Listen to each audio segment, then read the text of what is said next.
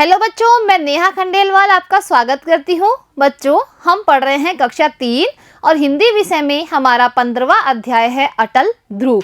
बच्चों, यह एक कहानी है और यह कहानी किसकी है? यह कहानी है ध्रुव की, जो कि एक छोटा बच्चा था। लेकिन बच्चों, जो ध्रुव था वो बहुत दृढ़ निश्चयी था। जो वह अपने मन में निश्चय कर लेता था वह उसे कठिन मेहनत से पाकर रहता था। यानी जो ध्रुव था वो दृढ़ निश्चयी और अटल भक्ति के कारण आज भी प्रसिद्ध है। और वह अब किस नाम से जाना जाता है? वह जाना जाता है ध्रुव तारे के नाम से। तो देखते हैं बच्चों, इस ध्रुव की क्या कहानी है। राजा उत्तानपाद महाप्रतापी थे। बच्चों, एक राजा थे और उनका नाम क्या था? उनका नाम था उत्तानपाद, जो बहुत महान प्रतापी थे। उनकी 2 रानियां थी। बच्चों, जो राजा थे उनकी 2 रानियां थी और उस रानियों के नाम क्या थे? एक का नाम था सुनीति और सुरुचि। बच्चों, जो राजा उत्तानपाद थे उनकी 2 रानियां थी और उन रानियों के नाम थे सुनीति और सुरुचि। दोनों के एक एक पुत्र था। जो दोनों रानियां थी उनके एक एक पुत्र था। यानी एक पुत्र सुनीति के था और एक पुत्र सुरुचि के था। सुनीति के पुत्र का नाम ध्रुव और सुरुचि के पुत्र का नाम उत्तम था। बच्चों, जो रानी थी सुनीति, उसके पुत्र का नाम क्या था? ध्रुव था। और जो सुरुचि थी उसके पुत्र का नाम क्या था? उत्तम था।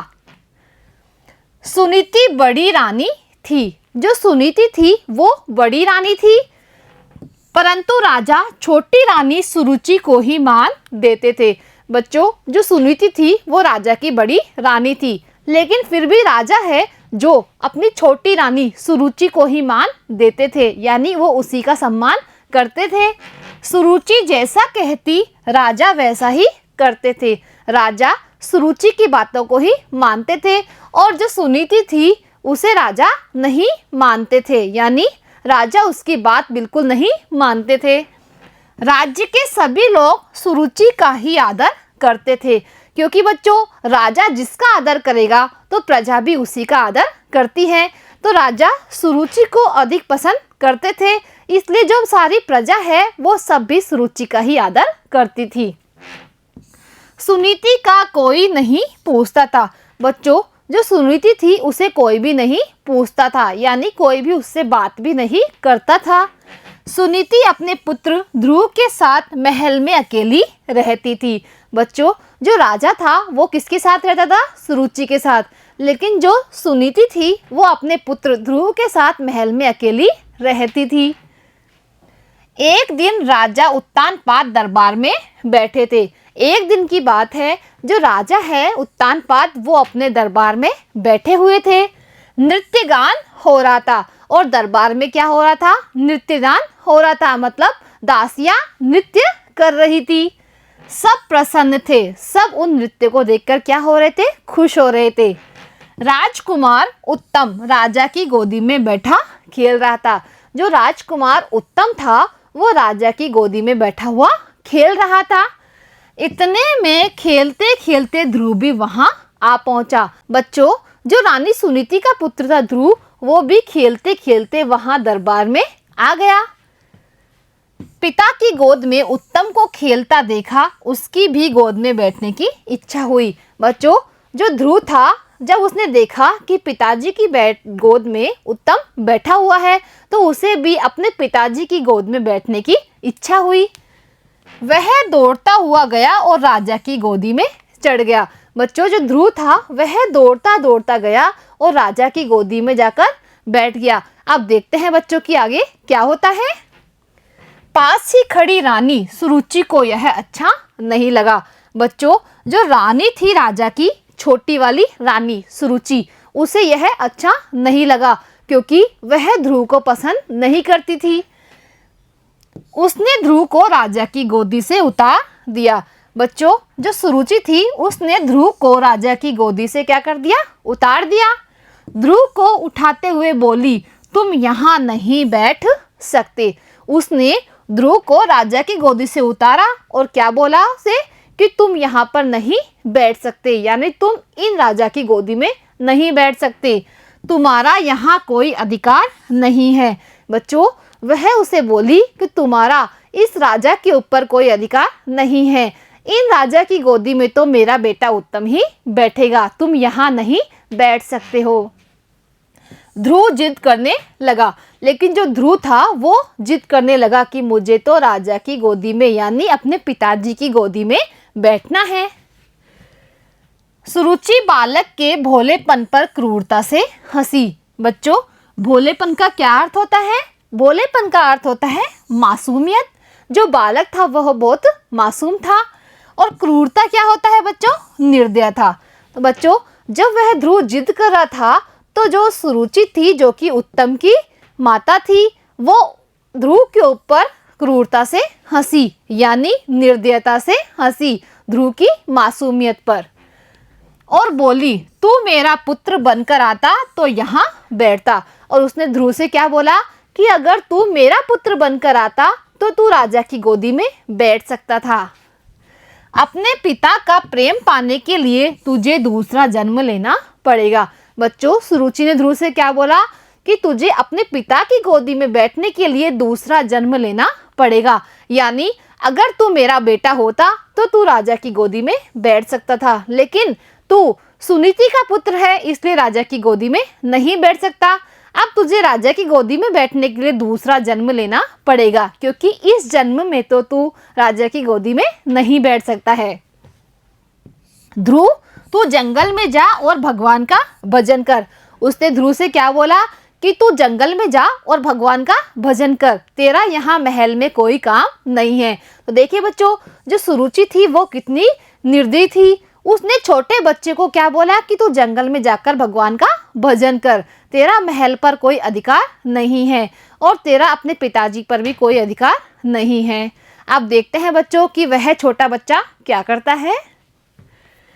भरी सभा में ध्रुव को यह अपमान सहन नहीं हुआ। बच्चों, भरी सभा में ध्रुव को जब सुरुचि ने ये शब्द बोले तो उसे यह सहन नहीं हुआ। वह चुपचाप वहां से बाहर आया। वह चुपचाप ही उस दरबार से बाहर आ गया और दौड़ता हुआ माँ के पास गया और उसकी गोद में मुंह छिपाकर रोने लगा। बच्चों, जो ध्रुव था वह दौड़ता दौड़ता अपनी माँ के पास गया और अपनी माँ की गोद में वह मुंह छिपाकर क्या करने लगा? रोने लगा। अब देखते हैं बच्चों कि वह माँ से क्या बोलता है। सुनीति घबरा गई। बच्चों, जो ध्रुव की माँ थी सुनीति, वह घबरा गई क्योंकि ध्रुव रो रहा था। तो उसने सोचा कि पता नहीं यह क्यों रो रहा है, इसलिए वो घबरा गई। ध्रुव कुछ नहीं बोला, लेकिन जो ध्रुव था वह रोते ही जा रहा था। वह उसे कुछ भी नहीं बोला। सिसक सिसक कर रोता ही रहा। वह सिसक सिसक कर रोता ही रहा, लेकिन उसने अभी तक माँ को कुछ भी नहीं बताया। सुनीति के बार बार पूछने पर उसने राज दरबार वाली घटना बताई। बच्चों, जो सुनीति थी उसकी माता, उसने जब ध्रुव से बार बार पूछा कि बेटा क्या हुआ है, तुम क्यों रो रहे हो, तो उसके बार बार पूछने से उसने राज दरबार वाली घटना अपनी माँ को सुनाई। सुनीति की आंखों में आंसू आ गए। बच्चों, उसके बेटे की बात सुनकर जो उसकी माँ थी सुनीति, उसकी आंखों में भी आंसू आ गए। वह बोली, ध्रुव चिंता मत कर, ईश्वर ने चाहा तो तेरी मनोकामना जरूर पूरी होगी। बच्चों, ईश्वर कौन होता है? ईश्वर होता है भगवान। और मनोकामना क्या होती है? मन की इच्छा। तो उसने अपने बेटे को क्या बोला कि ध्रुव तू चिंता मत कर, अगर ईश्वर ने चाहा तो तेरी मनोकामना है राज दरबार में बैठने की, अपने पिताजी के पास बैठने की, वो जरूर पूरी होगी। यानी तेरी मन की इच्छा अगर भगवान चाहेंगे तो पूरी कर सकते हैं। माँ की बात सुन ध्रुव भगवान से मिलने की जिद करने लगा। बच्चों, जब ध्रुव की माँ ने कहा कि भगवान तेरी मन की इच्छा पूरी करेंगे, तो माँ की बात सुनकर वह भगवान से मिलने की जिद करने लगा। देखिए बच्चों, जो छोटा बच्चा है वो ध्रुव, वो कितना जिद्दी है, यानी दृढ़ निश्चयी है कि वह भगवान से मिलने का ही निश्चय कर लिया। अब देखते हैं बच्चों कि भगवान से मिलने के लिए ध्रुव क्या करता है। माँ ने उसे बहुत समझाया। माँ ने उसे बहुत समझाया क्योंकि वह अभी छोटा था। जंगल का भय बताया। भय क्या होता है बच्चों? डर। माँ ने उसे समझाने के लिए जंगल का भय बताया, यानी जंगल के बारे में उसे डराया कि जंगल में बहुत बड़े बड़े जानवर होते हैं, कोई भी तुझे खा लेगा। इस तरह वह डरा रही थी। ध्रुव नहीं माना, लेकिन ध्रुव ने तो निश्चय कर लिया था कि वह भगवान से मिलकर ही रहेगा, इसलिए वह नहीं माना। वह जंगल में चला गया। बच्चों, जो ध्रुव था वह भगवान से मिलने कहाँ चला गया? जंगल में चला गया। अब देखते हैं बच्चों कि ध्रुव को जंगल में भगवान मिलते हैं या नहीं मिलते हैं। जंगल में उसे कई तपस्वी मिले। तपस्वी क्या होते हैं बच्चों? तप करने वाला, यानी जो बहुत सालों तक भगवान का तप करता है, भगवान को याद करता है, उसे कहते हैं तपस्वी। तो जंगल में उसे कई तपस्वी मिले। उन्होंने भी ध्रुव को हट छोड़ने के लिए कहा। बच्चों, जो तपस्वी थे जंगल में, उसने भी ध्रुव को हट छोड़ने के लिए कहा। और उसने क्या हट कर रखी थी? कि भगवान से मुझे मिलना है। तो बच्चों, जो तपस्वी थे उन्होंने उसे समझाया कि तुम भगवान से मिलने की जिद छोड़ दो। पर वह टस से मस नहीं हुआ, यानी वह उनकी बात नहीं माना, क्योंकि उसने तो अपने मन में दृढ़ निश्चय कर लिया था कि मुझे भगवान से मिलना ही है, इसलिए उसने किसी की बात भी नहीं मानी। उसके दृढ़ निश्चय को देखकर एक तपस्वी ने उसे जप करने के लिए एक मंत्र दिया। बच्चों, जो ध्रुव था उसने दृढ़ निश्चय कर लिया था कि मुझे भगवान से मिलना ही है, तो उसके दृढ़ निश्चय को देखकर जो एक तपस्वी था उसने उसे एक मंत्र दिया कि तू इस मंत्र का जप कर, जिससे तुझे भगवान मिल जाएंगे। ध्रुव यमुना के किनारे बैठकर मंत्र जाप करने लगा। बच्चों, जो ध्रुव था वह यमुना नदी, जो नदी थी उसके किनारे बैठकर जो उसने मंत्र दिया था उसका जाप करने लगा। अब देखते हैं बच्चों वह जाप किस तरह कर रहा था। दिन बीतते गए। पहले वह कंदमूल खाकर रहने लगा। बच्चों, जंगल में जाप करते करते उसके दिन बीतते गए, यानी उसे बहुत दिन हो गए। पहले तो बच्चों वह कंदमूल खाकर रहने लगा, जंगल के जो फल होते हैं वह उसे खाकर रहने लगा। बाद में केवल पानी पीकर, और बाद में उसने कंदमूल खाना छोड़ दिया और वह सिर्फ पानी पीकर रहने लगा। और अंत में निराहार रहकर भजन करने लगा, यानी अंत में न उसने कुछ खाया न कुछ पिया, बिल्कुल निराहार रहकर भगवान का भजन करने लगा। यानी वो भगवान की भक्ति में इतना डूब गया कि उसे खाने पीने का भी बिल्कुल भी होश नहीं रहा। एक पैर पर खड़े होकर जप किया। बच्चों, जो ध्रुव था उसने भगवान का जप एक पैर पर खड़े होकर भी किया। जप करते 6 महीने बीत गए। कितने महीने तक जप किया उसने? 6 महीने तक। मंत्र जाप के अलावा उसे कुछ याद नहीं रहा, क्योंकि वह दिन रात से भगवान का मंत्र का ही जाप करता था, इसलिए उसे और कुछ भी याद नहीं रहा, उसे बस भगवान का मंत्र ही याद रहा। एक दिन उसे लगा कि किसी ने उसके कंधे पर हाथ रखा है। बच्चों, जो ध्रुव था वह भगवान का मंत्र जाप कर रहा था, तभी उसको ऐसा महसूस हुआ कि किसी ने उसके कंधे पर हाथ रखा है। उसने आंखें खोलकर देखा। तो बच्चों, उसने आंखें खोलकर देखा कि किसने उसके कंधे पर हाथ रखा है। तो सामने ईश्वर खड़े थे। बच्चों, जब ध्रुव ने आंखें खोली तो उसे वहां पर कौन दिखाई दिया? ईश्वर, यानी भगवान दिखाई दिए। वह सिर झुकाकर प्रार्थना करने लगा। बच्चों, जो ईश्वर को देखकर वह उनके सामने सिर झुका लिया और वहां प्रार्थना करने लगा। ईश्वर ने उसकी भक्ति से प्रसन्न हो वरदान दिया, तुम्हारी मनोकामना पूरी हो। बच्चों, जो ईश्वर था वो उसकी भक्ति से प्रसन्न हो गए थे, यानी उसने इतनी कठिन भक्ति की जिससे प्रसन्न होकर ईश्वर ने उसे क्या वरदान दिया कि तुम्हारी मनोकामना पूरी हो, यानी तुम्हारी जो मन की इच्छा है वो पूरी हो। ध्रुव आशीर्वाद पाकर महल की ओर चल दिया। आशीर्वाद क्या होता है बच्चों?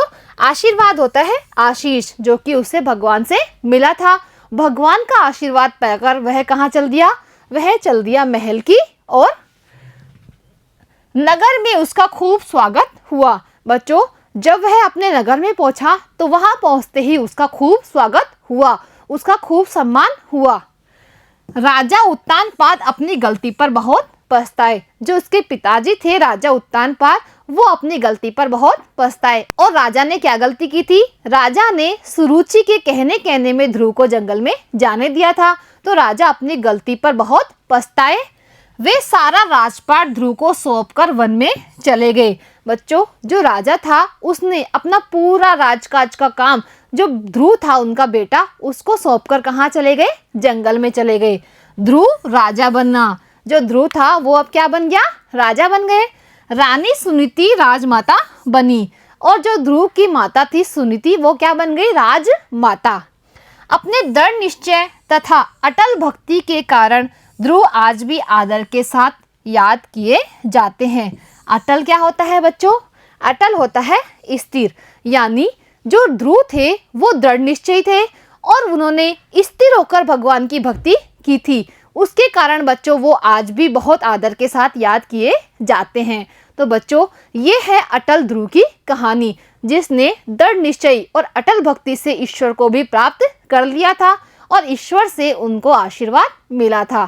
तो बच्चों, आज हमारा यह अध्याय जो हमने पढ़ा है वो पूरा होता है। अब बच्चों, अगली कक्षा में हम इस अध्याय से संबंधित हमारे अभ्यास कार्य करेंगे। आज के लिए इतना ही। धन्यवाद।